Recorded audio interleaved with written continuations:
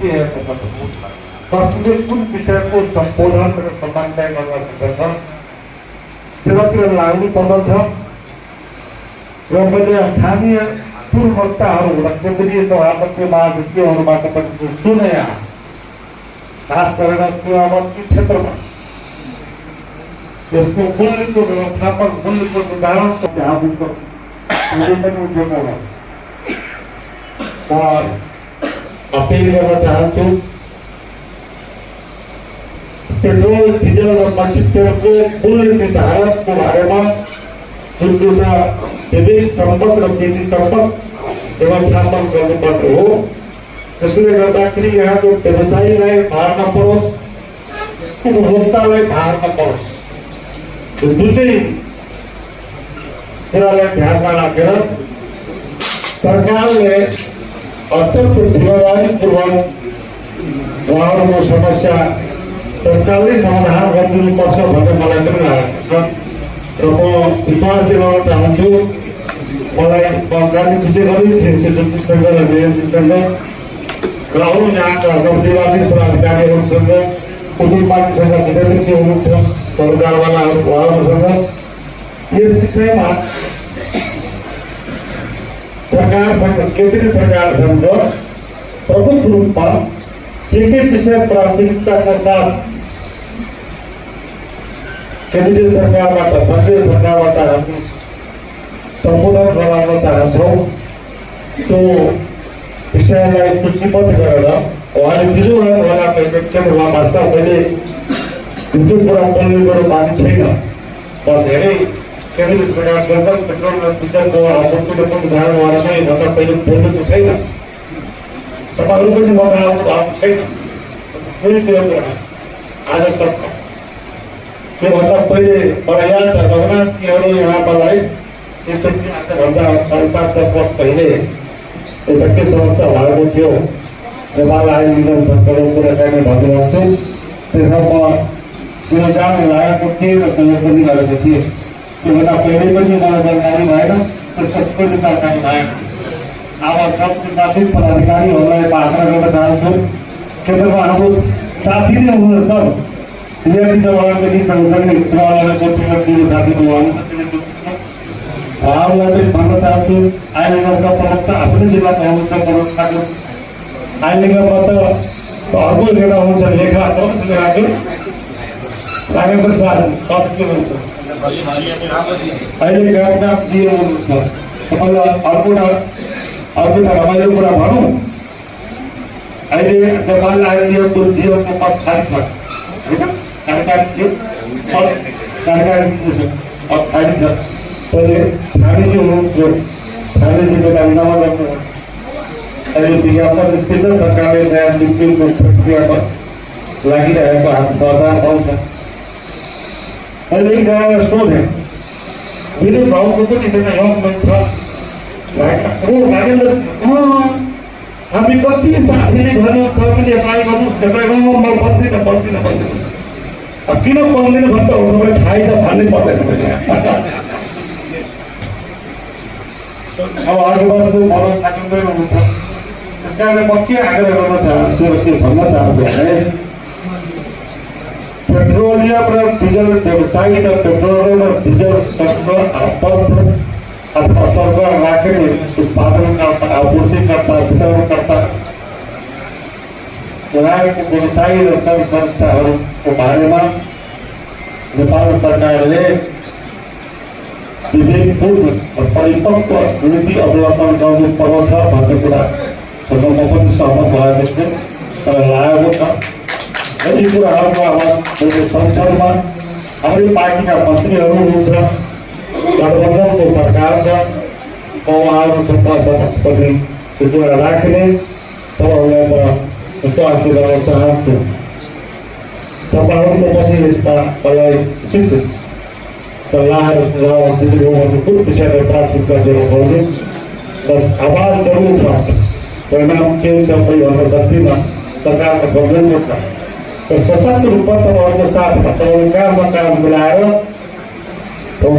राष्ट्रिय स्तरको संस्थाको नेतृत्वसँग र जनकपुरको यो संस्थानको भूमिकामा गएर तपाईँहरूको हक हितको बारे र तपाईँको हक हितको मार्फत उपभोक्ता पनि हक हित हुनुपर्दछ भन्ने ध्येय राखेर तपाईँको साथमा रहनेछौँ र पुरा नेपाली काङ्ग्रेसका साथीहरू र यहाँका समाजलाई पनि उहाँहरूको यो अभियानमा साथ दिन अपिल पनि गर्न चाहन्छौँ।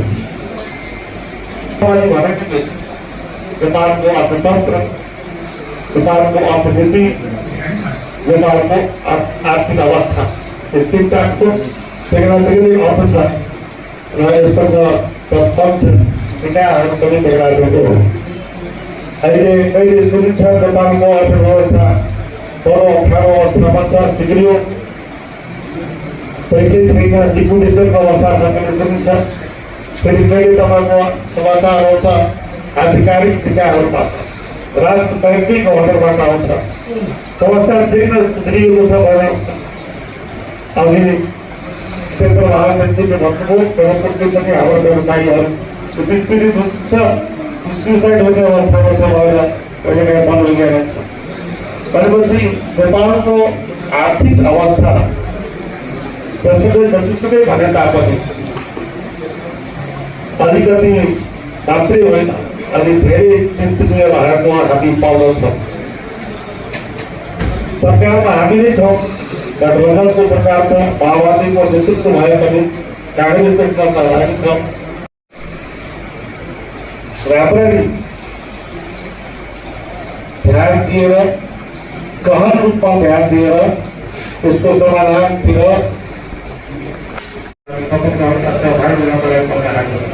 त्यस कारणले नेपाली काङ्ग्रेसको केन्द्रीय कार्य समितिको बैठक चल्दैको अवस्थामा तपाईँहरूले कार्यक्रमले भाग लिन आउनु भनेको म व्यक्ति रूपमा हाम्रो पार्टीको तर्फबाट पनि तपाईँहरूलाई, तपाईँको संस्थालाई महत्त्व दिएको छु, तपाईँहरूको पेसालाई, संस्थालाई महत्त्व दिएको छु, तपाईँहरूको साथमा रहिरहेको भन्ने दिन चाहन्छु। जनकपुरको समाजलाई, जनकपुरको व्यवसायीलाई जो मानिसदेखि जनकपुरको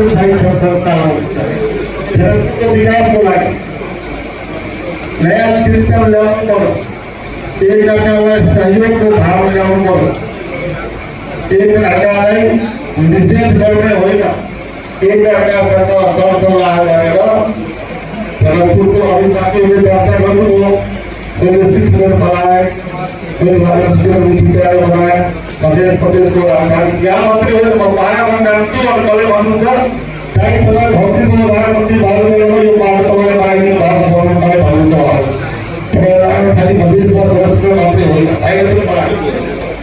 त्यस कारणले विकासका कामहरूको बारेमा अहिले प्रदेशको सरकारको बारेमा पनि भइरहेको छ, केन्द्रीय सरकारको बारेमा पनि भइरहेको छ, पालिकाहरूको बारेमा टिकापिटी भइरहेको छ, त्योहरूको बारेमा हाम्रो बारेमा पनि टिकापिटी भइरहेको छ।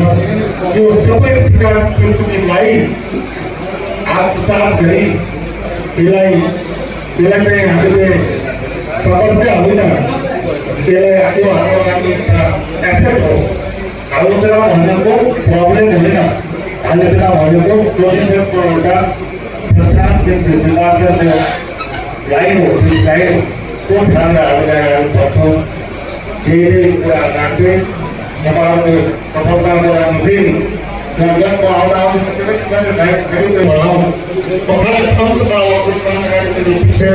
हाम्रो जरुरी प्रक्रियाले एकजना प्रवक्ता साथीले पनि बाहिरमा भण्डाराको कुराहरू आइदिएको बाटो छ। त्यसको कहानी छ। सत्याग्रहको बेलामा हामी त्यसरी प्रक्रियाको व्यवस्थाको कुरा गरिरहेका छौँ। त्यहाँ सूची विकासको सूची सुधाउनु गराएको डिफाइन प्लान हुन्छ, सूची सुधाउनु गराएको जिल्लामा अहिलेसम्म जेल छैन, कारागार छैन। त्यसमा म सुरक्षा निकायलाई पनि र प्रमुख जिल्लाधिकारीज्यूलाई पनि म धन्यवाद दिन चाहन्छु। खासमा मुडेलिया प्रहरी चौकीका प्रहरीसहित उहाँले पुरै विश्वसनीयताको साथ र निष्पक्ष निर्वाचनमा उहाँहरू सहयोग गर्नुभएको छ। उहाँमाथि म आभार व्यक्त गर्न चाहन्छु। र अर्को कुरो, हाम्रो व्यवसायीहरूमा मलाई अहिलेको म वर्तमानमा ध्वनि व्यवसायी सङ्घको यो अञ्चलको अध्यक्ष म वर्तमान छँदैछु र सबै साथीले मलाई होइन अब ध्वनि व्यवसायी सङ्घलाई तपाईँले एकदम राम्ररी चलाइदिनु भयो। पहिले एकदम त्यसमा धेरै किसिमको समस्याहरू थियो, त्यो सब समस्याहरूसँग तपाईँ लड्दै र हामीलाई यहाँसम्म पुर्याइदिनु भएको छ।